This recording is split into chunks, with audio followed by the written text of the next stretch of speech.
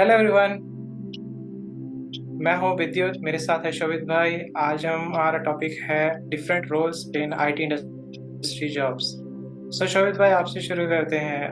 बताइए, शुरू से लेके एट द हाईएस्ट लेवल तक क्या क्या रोल्स हैं जो कॉमन है आईटी कंपनीज में। जी बिल्कुल विदित भाई। आज हम बात करने वाले आज काफ़ी इंपॉर्टेंट टॉपिक है, स्पेशली जो लोग नए नए अभी आईटी में चालू किए हैं या फिर जो सोच रहे हैं आईटी में जाने के लिए, उनके लिए। तो हम बात करने वाले हैं कि कितने तरह के आईटी जॉब्स होते हैं और आप उसमें से कौन सा चूज कर सकते हैं, आपके लिए क्या सही रहेगा। तो हम लोगों को इस चीज़ में 11 साल हो गए हैं, तो हम थोड़ा बहुत आपको आइडिया दे सकते हैं। तो बेसिकली हमने सुना है दो तरह के मेन जॉब्स जो हम सुनते आ रहे हैं, वो है कि टेस्टर और डेवलपर। पर इसके अलावा भी अनगिनत जॉब होते हैं आईटी में। एंड इतने साल काम करने के बाद भी हमको भी कई जॉब्स ऐसे हैं जो पता नहीं है कि भाई वो लोग करते क्या है। बट काफ़ी जॉब्स हैं। तो पहले हम स्टार्ट करते हैं कि डेवलपर और टेस्टर। और बहुत से लोग ऐसा बोलते हैं कि डेवलपर ही अच्छा है, टेस्टर अच्छा नहीं है। तो उसमें मैं बताना चाहूँगा कि ऐसा कुछ नहीं है। टेस्टर का जॉब भी काफ़ी इंपॉर्टेंट रहता है। उसमें भी काफ़ी सारे सर्टिफिकेशंस होते हैं और काफ़ी लेवल पे आप जा सकते हैं। मैनेजर उसके ऊपर भी आप जा सकते हैं। आप जितना नॉलेज है आपका उतना आपको उसमें स्कोप रहता है। अब डेवलपर के अलावा आजकल और भी जॉब्स आ गए जिनको जिसमें कोडिंग रहती है, बट आप नेसेसरीली आप एप्लीकेशन या वेब डेवलपमेंट नहीं करते हैं। बट आप जैसे फॉर एग्जांपल आप सिस्टम डिज़ाइन कर रहे हैं या फिर आप डेवऑप्स का काम कर रहे हैं, तो इसमें आपको कोडिंग लगती है। ऐसा नहीं है कि इसमें कोडिंग नहीं लगती है, बट ये सब जो जॉब्स हैं, ये इसमें आप प्योर डेवलपमेंट नहीं करते हैं, ये आप इंफ्रास्ट्रक्चर वगैरह का काम करते हैं, सिक्योरिटी का काम करते हैं। तो इस तरह के जॉब्स हैं। तो विदित भाई, आप इस पे कुछ और डिटेल में बोलना चाहेंगे? नहीं, हाँ, मतलब आपने जो बताया वो सही है। अलग अलग तरीके के जॉब रोल्स हैं, इसमें ऐसा कोई नहीं है कि ये कम वैल्यूबल है या ये वाले में ज़्यादा ग्रोथ है। आईटी इंडस्ट्री है तो मेन डोमेन यही है कि ज़्यादातर चीज़ों में आपको कोड लिखना ही पड़ता है। चाहे आप टेस्टर हो तो भी प्रिफरेबली ऑटोमेशन टेस्टिंग को ज़्यादा वैल्यू दी जाती है। तो आपको उसमें भी स्क्रिप्ट्स लिखने पड़ते हैं ताकि आप काफ़ी सारे टेस्ट केसेस मिनटों में ख़त्म कर सके थ्रू ऑटोमेशन टेस्टिंग। और अगर आप प्रोजेक्ट मैनेजर भी हैं तो आपको टेक्निकल नॉलेज होना चाहिए, समझ में आए, आप विजन बना सके कि आपका एप्लीकेशन कैसा बनेगा। तो आपको यूज़र एक्सपीरियंस तो भी पता रहना चाहिए आपके एप्लीकेशन का, कि बैक बटन कहाँ होना चाहिए या बटन में पॉपअप के ऊपर पॉपअप आने से क्या तकलीफें आ सकती हैं। तो as a consumer technical level होना चाहिए।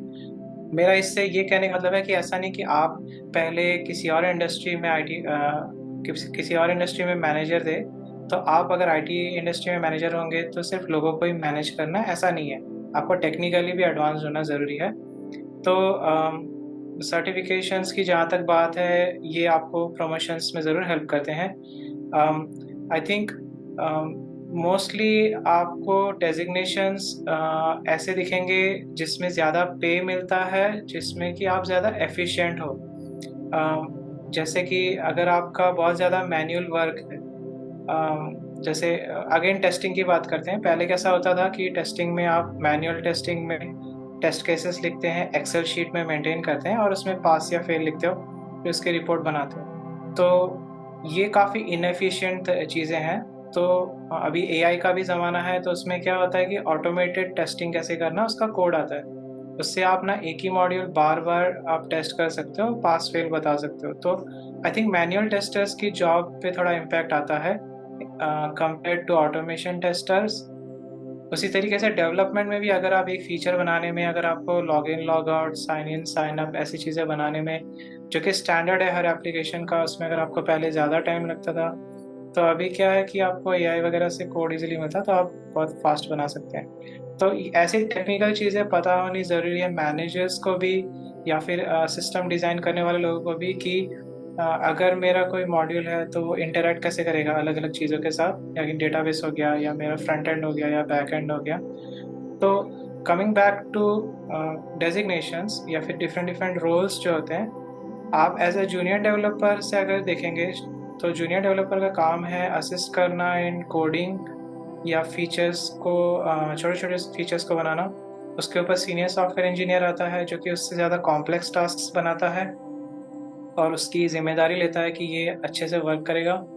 देन उसके ऊपर आपके सीनियर इंजीनियर्स के ऊपर टेक्निकल लीड्स आते हैं जिन्हें हम टीम लीड्स भी बोलते हैं। एंड देन उसके ऊपर आपके सिस्टम आर्किटेक्ट्स आते हैं या फिर टेक्निकल आर्किटेक्ट्स आते हैं। उनके पैरेलल में या उनके एक स्टेप ऊपर में आपके प्रोजेक्ट मैनेजर हो सकते हैं जो कि ऑप्शनल है। Project managers will directly be interacting with client, जो एंड यूज़र है जिसकी तरफ से ये डिमांड आई है कि मुझे ऐप बनाना है, तो वो क्लाइंट की लेमन टर्म्स में, सरल भाषा में रिक्वायरमेंट समझते हैं और हमको टेक्निकली बताते हैं कि ऐसा बनाना है। तो वो एक तरीके के ब्रिज हुए, तो उनका रोल भी काफ़ी इम्पोर्टेंट है। आपको ये समझना है कि ये जितने भी रोल मैंने बताए हैं, इन सब का काम है प्रोडक्ट्स को बनाना। These are the actual builders. इसके साथ में जो टेस्टर्स हैं, they also contribute in giving एक बहुत अच्छा प्रोडक्ट। लेकिन इसके अलावा आईटी इंडस्ट्री में और भी चीज़ें, और भी रोल्स होते हैं। जैसे एडमिन होता है जो नेटवर्किंग देखता है, आपका सिस्टम में प्रॉपर सॉफ्टवेयर है कि नहीं, कंपैटिबल ऑपरेटिंग सिस्टम है कि नहीं। जैसे आईटी इंडस्ट्री में मोस्टली लिनक्स पे ज़्यादा वर्क होता है, विंडोज़ ऑपरेटिंग सिस्टम पे कंपैरेटिवली कम काम होता है। मैक सिस्टम्स भी डेवलपर्स यूज़ करते हैं। तो एडमिन्स का बहुत अच्छा रोल रहता है इसमें। अगर आप अच्छे हैं सिस्टम एडमिन की नॉलेज है, नेटवर्किंग के आपको नॉलेज है, तो आप भी उसमें अच्छा करियर बना सकते हैं। इसके अलावा फिर नॉन टेक्निकल में अगर हम जाएँ तो आपके एचआर, ह्यूमन रिसोर्सेज आते हैं और आपके ऑफिस एडमिन्स होते हैं। तो they are also very necessary part. जो भी कंपनीज़ में जब लोग आते हैं तो उनको इनके बगैर नहीं होता है उनका ईज़िली वर्क, क्योंकि आपको सीटिंग अरेंजमेंट देखना, आपका अलग से हाइजीन है कि नहीं, और वर्क स्टेशन में या फिर आपको पीने के लिए पानी या अलग सुविधा, एसी बराबर चल रहा है कि नहीं। ये सारी जो भी आपकी कंफर्ट के लिए जो चीज़ें ज़रूरी हैं या आपकी सिक्योरिटी के लिए, ताकि बाहर से आपको कोई डिस्टर्बेंस ना आए, ये सारी चीज़ें भी एक फोकस दिलाती है आपको सॉफ्टवेयर बनाने के लिए। तो ये सारे रोल्स रहते हैं आईटी इंडस्ट्री में और सभी इम्पोर्टेंट है। राइट विपिन भाई, आपने जी काफ़ी शोभित अच्छा भाई। समझाया।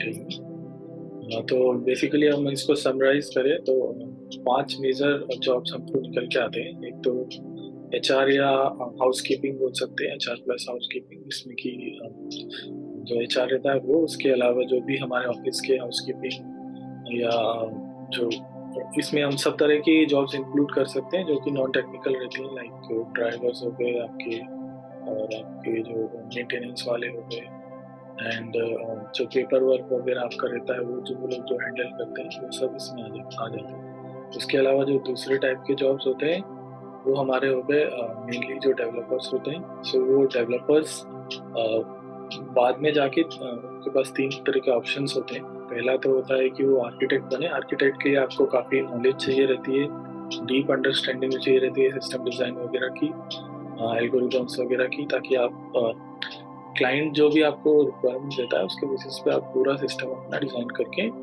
डेवलपर्स और जूनियर डेवलपर्स को दे सके कि ये हम टेक्नोलॉजीज यूज़ करेंगे, इसके बेसिस पे हमारा प्रोडक्ट डिज़ाइन होगा। उसके अलावा दूसरा ऑप्शन उनके पास रहता है कि वो मैनेजर बन जाए। सो मैनेजर के लिए अलग सर्टिफिकेशंस वगैरह होते हैं, वो आप देके आप अजाइल और ये सब सीख सकते हैं। तो उससे आप आजकल अजाइल काफ़ी चल रहा है, अजाइल और कबाना। आप बेसिकली टास्क समझ के वो टास्क आप डिटेल में लिख के डेवलपर को असाइन कर सकते हैं और उनका आप देख सकते हैं कि भाई वो ढंग से काम करेगी। तो मैनेजर का बेसिकली यही काम होता है कि वो टास्क लेता है, समझता है, उसको असाइन करता है डेवलपर्स और उनसे फीडबैक लेता है। तीसरा जो ऑप्शन रहता है वो आजकल काफ़ी चल रहा है, स्पेशली ये प्रोडक्ट बेस में नहीं होता है, ये सर्विस बेस में होता है। वो है कि आप सेल्स में जा सकते हैं। तो सेल्स वालों को भी जो स्पेशली जो ये वाली कंपनीज रहती हैं सर्विस बेस्ड कंपनी, उनको ऐसे बंदे चाहिए रहते हैं जिनको टेक्निकल नॉलेज हो, ताकि वो अपना आइडिया पिच कर सकें। सो कई बार ऐसा प्रोडक्ट होता है जो ये एक बार बना लेते हैं और अलग अलग कंपनीज को सेम प्रोडक्ट बेचते हैं, या फिर वो कोई प्रोडक्ट ऑलरेडी बना हुआ रहता है तो उसके अलावा वो उनको और उसमें एड ऑन्स पिच करते हैं। तो एड ऑन्स का मतलब हो गया, लेट से उन्होंने आपसे फेसबुक जैसा कुछ बनवाया था, वो आप उनसे बोल सकते हैं कि ठीक है हम इसमें और इंस्टाग्राम के फीचर्स डाल सकते हैं, एग्जांपल दे रहा हूँ। तो ये 3 मेन जो ऑप्शंस रहते हैं डेवलपर के पास होते हैं। उसके अलावा हमारे पास जो तीसरा था वो हमने टेस्टर का डिस्कस किया था। तो टेस्टर में भी सेम आपका वही रहता है, आप आर्किटेक्ट भी बन सकते हो एज अ टेस्टर। इसमें कि आप टेस्टिंग जो आपका वो है उसमें आप डिज़ाइन कर सकते हो कि किस तरह से आप, क्योंकि आजकल जैसा मैंने बोला कि ऑटोमेटेड है, तो उसमें भी आपका वो चलता है कि पूरा आपका जो जैसे ही आप कुछ भी अपना कोड पुश करोगे तो वो टेस्ट रन होंगे, फेल हो गया तो क्या होगा, उसके बाद पूरा पाइपलाइन बनता है। तो उस तरह की चीज़ें आप डिज़ाइन कर सकते हो। उसमें आप मैनेजर्स भी बन सकते हो, तो उनका काम वही सेम जैसे डेवलपर्स के मैनेजर्स रहते हैं वैसे ही रहता है। तीसरा हमारा हो गया UI UX या डिज़ाइनर जो हो गए। तो UI जो होता है वो बेसिकली HTML CSS वगैरह होता है। इसके अलावा UX जो होता है वो यूज़र एक्सपीरियंस होता है। तो उनका काम होता है कि इस बटन पे क्लिक कर रहे हैं तो उसके बाद क्या होगा, उस बटन पे click, basically how the application flow will be there end user को समझ में आ रहा है कि नहीं। तो ये थोड़ा सा लोगों को समझ नहीं आता डिफरेंस, बट UI सिर्फ डिजाइनिंग होता है, UX पूरा ओवरऑल एक्सपीरियंस। इसके अलावा जो आजकल चौथा रोल है वो आजकल काफ़ी इम्पोर्टेंट है, वो है डेटाबेस का। सो DBA होते हैं, डेटाबेस एडमिन्स होते हैं, डेटा वेयर हाउसिंग होती है, डेटा माइनिंग होती है। तो काफ़ी आजकल डेटाबेस में जो आपका पूरा डेटाबेस और ML चल रहा है, मशीन लर्निंग, वो पूरा डेटाबेस में जाता है। तो उन लोगों को काफ़ी मतलब ऑरेकल और जितने भी आजकल तो काफ़ी नए नए आ गए हैं डेटाबेसेस, हाडूप वगैरह, तो वो सब आप सीख सकते हैं। तो वो चौथा आपका हो गया। एंड लास्ट इज की और भी जो नई तरह की चीज़ें आ रही हैं उसमें जैसे कि आपका क्रिप्टो वगैरह हो गया, इस तरह की जो भी नई टेक्नोलॉजीज हैं उसमें कई लोग रिसर्च करते हैं। तो रिसर्च जो हो गया ये एक अलग फील्ड है इसमें। हाँ, तो उसमें आप POC वगैरह बनाते हैं एंड वो प्रूफ ऑफ कॉन्सेप्ट रहता है। तो उस बेसिस पे आप क्लाइंट को नए अपने प्रोडक्ट्स पिच कर सकते हो, आप बोल सकते हो। तो ये रिसर्च का काम थोड़ा सा सर्विस बेस्ड कंपनी में कम है, प्रोडक्ट बेस्ड कंपनीज में ज़्यादा है। तो आपको उस तरह की चीज़ों में इंटरेस्ट है तो आप देख सकते हो कि आप रिसर्च अगर करना चाहते हो, उसमें आपको थोड़ा सा नॉलेज भी डीप चाहिए रहता है। कई बार कुछ लोग PhD वगैरह भी करते हैं। इंडिया में तो कम होता है लेकिन होता है। तो आप वो सब अगर उस फील्ड में जाना चाहते हो तो आप वो भी कर सकते हैं। ये 5 मेन फील्ड्स हैं जो अभी IT में चल रही है, आप इसमें जा सकते हैं। थैंक यू वेरी मच शोभित भाई। सो इन सभी रोल्स पे हम लोग आगे डिस्कस कर सकते हैं। अगर आपकी प्रतिक्रिया आती है, आपके सवाल आते हैं कि कौन से में ज़्यादा ग्रोथ है या कौन से में ज़्यादा डिमांड है, हम इस पे और वीडियो बना सकते हैं। तो प्लीज़ लाइक करिए, शेयर करिए, कमेंट डालिए कि आप इसमें और क्या किस बारे में जानना चाहते हैं। अम, अ, तब तक के लिए थैंक यू वेरी मच। जय हिंद। बाय। बाय।